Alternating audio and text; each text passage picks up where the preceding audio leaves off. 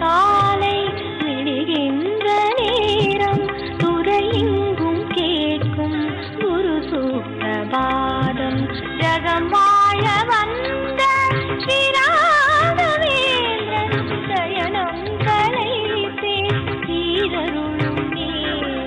ஸ்ரீமூல ராம பத பங்கஜலோல பிருங்க ஸ்ரீபூத போத மதுரம் சுதாப்தி சந்திர ஸ்ரீவியாசராஜ விதுஷாம்பர திவ்ய மூர்த்தே ஸ்ரீராகவேந்திர பவதாசவ சுப்ரபாதம்.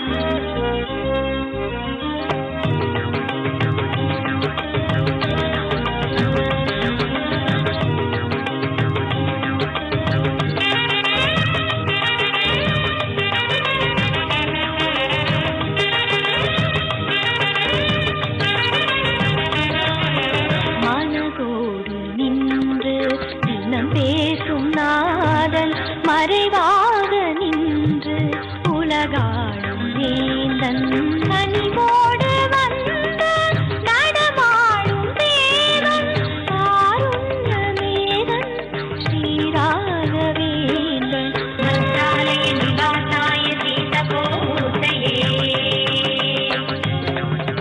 மத்வமதவர்தனாய ஸ்ரீராகவேந்திராய மங்களம். ராகவேந்திராய மங்களம் ஸ்ரீராகவேந்திராய மங்களம். ராகவேந்திராய மங்களம் குரு ராகவேந்திராய மங்களம். ராகவேந்திராய மங்களம் ஸ்ரீராகவேந்திராய மங்களம். ராகவேந்திராய மங்களம் குரு ராகவேந்திராய மங்களம்.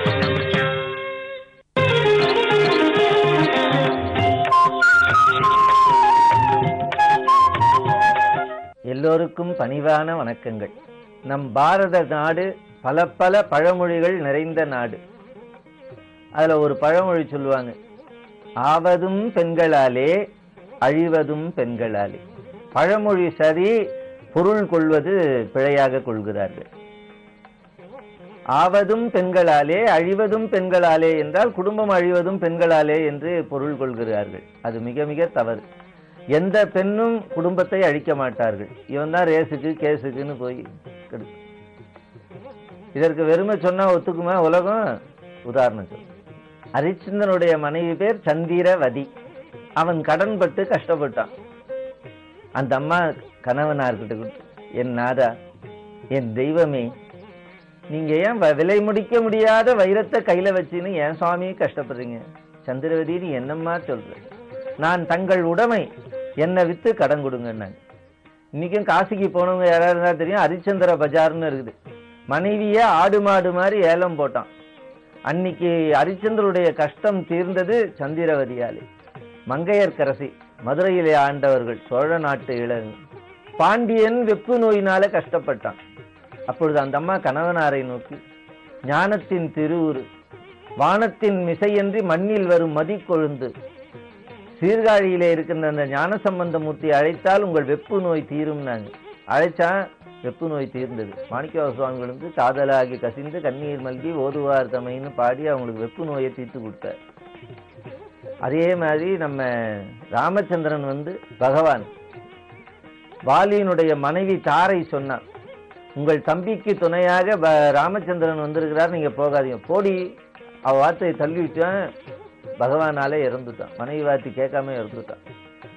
சத்தியவான் சாவித்திரி தெரியும், இறந்துட்டான். இந்த அம்மா விசா வாங்காமையே யமலோகம் போயிட்டான். விசா வாங்கினாதான் மேல்நாட்டுக்கு போகணும். விசா வாங்காமே அவன் மேல்நாட்டுக்கு போயிட்டான். அவன் யமன் பார்த்தான், தமிழ்நாட்டு பெண்ணுக்கு இவ்வளவு தைரியமா? என்னம்மான்னார், என் கணவனார் உயிரை தரணும்னார். அம்மா, எனக்கு உயிரை எடுக்கத்தான் தெரியுமே தவிர கொடுக்கறதுக்கெல்லாம் அதுக்கு மேலதிகாரி இருக்குது, அதை தவிர வேற எதுனாலும் கேள்வி தரேன்னா. உண்மையாண்ணா, சத்தியம்னா. நான் பதிவிரத, எனக்கு சந்தானம் வேணும்னா, குழந்தை. கணவனார் கொடுத்தா தானே குழந்தைய வரும். யமனையே அடக்கி மடக்கி அவனை சத்தியவானை எழுப்பி கொண்டு வர. எனக்கு தெரிந்து எத்தனையோ வரலாறுகள் படிச்சிருக்கிறேன். இதுவரையிலும் எந்த ஆணாவது மனைவி இறந்து போனான்னு போய் யமன் கிட்ட வாதாடி கூட்டுற வரலாறே கிடையாது. அது தங்கச்சியே கல்யாணம் பண்ணின்னு புது மாப்பிள்ளை ஆயிடும். இவன் எங்க போய் கூட்டுவான்?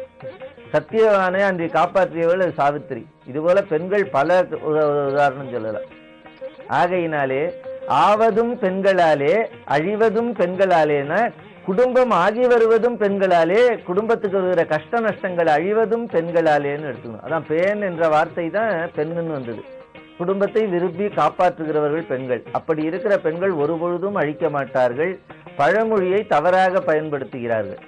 ஆகையினாலே இந்த அறிவு விருந்தாக ஆவதும் பெண்களாலே அழிவதும் பெண்களாலே என்றால், குடும்பம் ஆகி வருவதும் பெண்களாலே, குடும்பத்துக்கு வருகிற கஷ்ட நஷ்டங்கள் அழிவதும் பெண்களாலே என்று உங்களுக்கு விருந்தாக இதனை அறிவித்து, பெண் குலத்தினாலே தான் இந்த பாரத நாடு பெருமை பெறுகிறது, வானுலகமும் விண்ணுலகமும் வாழ்வது பெண் குலத்தினாலே என்று சொல்லி இந்த அளவிலே இந்த வார்த்தையை நிறைவு செய்கிறேன். வாழ்க வாழ்க, வளம் பல சூழ்க.